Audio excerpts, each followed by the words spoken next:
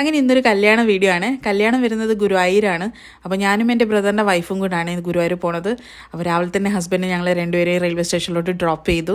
അപ്പോൾ രാവിലെയുള്ള എറണാട് എക്സ്പ്രസ് ഉണ്ടല്ലോ, അതായിരുന്നു ബുക്ക് ചെയ്തിട്ടുണ്ടായിരുന്നത്. അപ്പോൾ കുറച്ച് കഴിയുമ്പോഴത്തേക്കും ട്രെയിൻ വന്നു. അങ്ങനെ നമ്മൾ ട്രെയിനിലോട്ട് കയറി. ഒരു 2:30 ആകുമ്പോഴത്തേക്കും നമ്മൾ തൃശ്ശൂർ എത്തി കേട്ടോ. അങ്ങനെ നേരെ പോയിട്ട് ഫുഡാണ് ആദ്യം കഴിച്ചത്. അങ്ങനെ ഫുഡൊക്കെ കഴിച്ചിട്ട് നമ്മൾ നേരെ ഗുരുവായൂർ പോയി.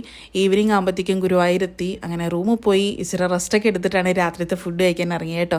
അപ്പം ആദ്യം കണ്ടത് ചുക്ക് കാപ്പിയാണ്. എനിക്ക് ഭയങ്കര ആശ്വാസമായി. കാരണം 2-3 ദിവസമായിട്ട് ത്രോട്ട് ഭയങ്കരമായിട്ട് പ്രശ്നമായിരുന്നു. അങ്ങനെ ചുക്ക് കാപ്പിയൊക്കെ കുടിച്ചപ്പോഴത്തേക്ക് ഭയങ്കരമായിട്ട് ആശ്വാസമായി. അത് കഴിഞ്ഞിട്ടാണ് ഞങ്ങൾ ഫുഡൊക്കെ കഴിച്ചത് കേട്ടോ. അങ്ങനെ ഫുഡൊക്കെ കഴിച്ചിട്ട് നേരെ റൂമിലോട്ട് എത്തി. കുറച്ച് റെസ്റ്റൊക്കെ എടുത്തു. രാവിലെ തന്നെ മേക്കപ്പ് ഉണ്ടല്ലോ, അങ്ങനെ മേക്കപ്പ് രാവിലെ തന്നെ സ്റ്റാർട്ട് ചെയ്തു. ഇതാണ് ബ്രൈഡിൻ്റെ ഫൈനൽ ലുക്ക്. എങ്ങനെയുണ്ടോ, ഇഷ്ടപ്പെട്ടോ ഒന്ന് പറയണം കേട്ടോ.